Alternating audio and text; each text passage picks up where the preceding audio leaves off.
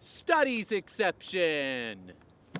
Has this ever happened to you? Hello, who is this?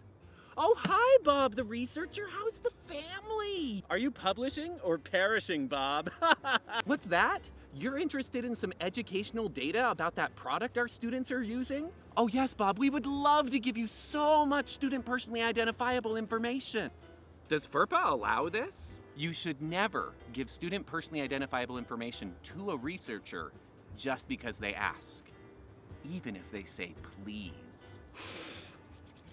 If an LEA wants to have a study done, they can contract with a researcher and even share student personally identifiable information without written parental consent using the studies exception. That is, provided a few conditions are met.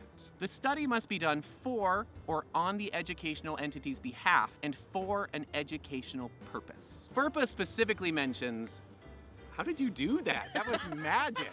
FERPA specifically mentions 3 purposes.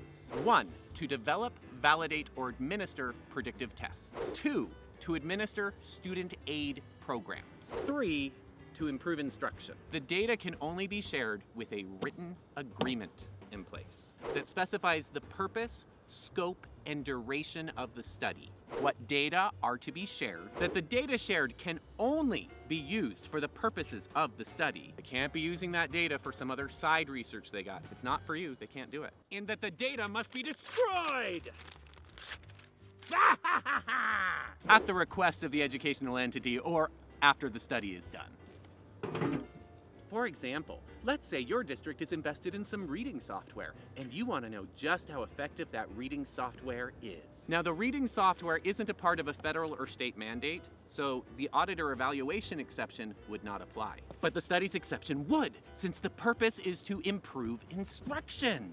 You could contract with a local researcher, perhaps at, I don't know, a university, and create a written agreement for sharing that data. And remember, researcher calls you, you call the researcher, doesn't matter. Question is it for or on your behalf? For your behalf or on your behalf? That is the question.